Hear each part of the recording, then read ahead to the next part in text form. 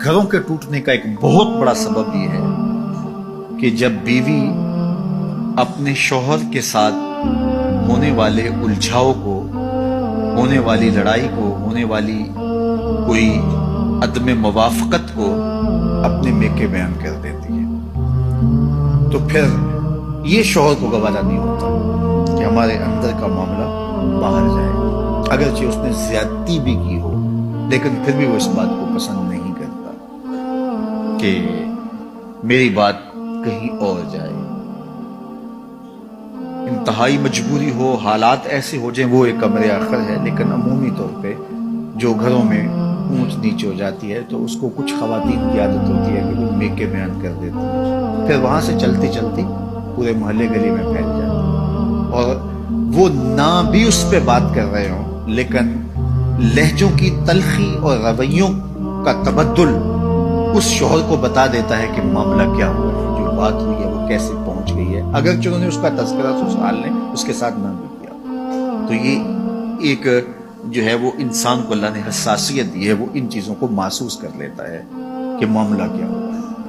और यहाँ आज के ज़माने में तो हमसाई को भी बता दिया, रिश्तेदार को भी बता दिया, वो व्हाट्सअप ग्रुप बने होते हैं, पूरे ग्रुप में डाल दिया कि ये क्या माजरा हुआ, और फिर अजीब रंग चढ़ता है और ख़ानदान टूट के रह जाते हैं और तलाक के वाक़या होते हैं। अगर कोई उलझाव हो तो वो मियाँ बीवी के दरमियान हो, आज उलझने कल नहीं होगी, फिर याद भी नहीं होगी कहाँ कहाँ उलझा हुआ।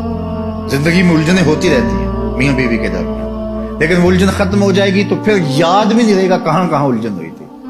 लेकिन अगर वो मेके पहुंच गई या ससुराल पहुंच गई, वो उलझन मोहल्ले गली में पहुंच गई, तो वो सारी जिंदगी नहीं भूल सकते, और कभी ये भूलना चाहेंगे भी तो कोई याद करवा देगा, तो जिंदगी की तलखियां बरकरार रहेंगी। इसलिए खातून के लिए बहुत अहम मामला है घरों को टूटने से बचाने के लिए कि जो है वो कभी भी इस मामले को आगे ना बढ़ने दिया।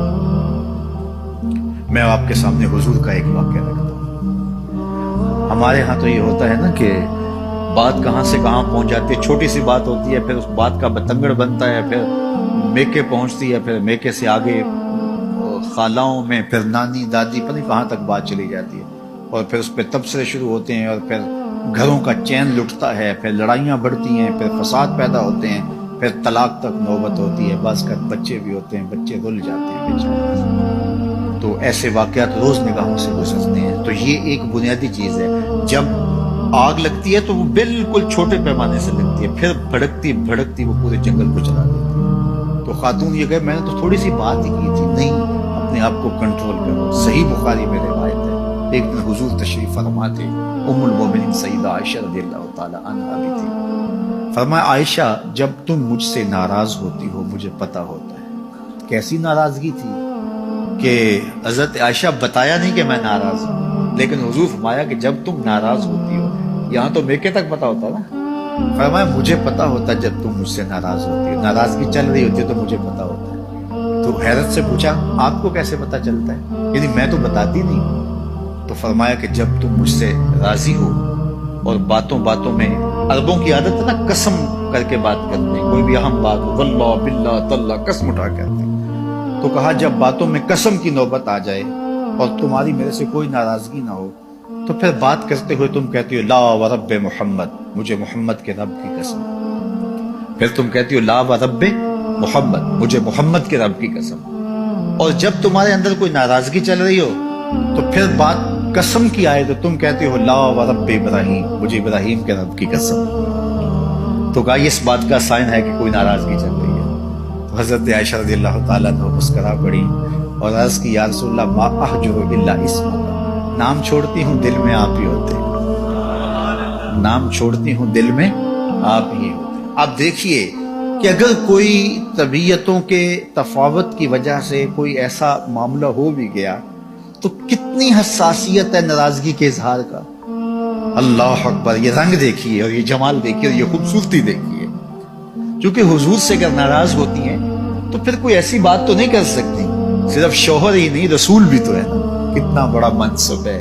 तो इस मनसब का ख्याल है। तो कहा कि आयशा जब तुम नाराज होती हो तो बात कसम की आए तो तुम कहती हो ला व रब्बे इब्राहीम, मुझे इब्राहीम के रब की कसम।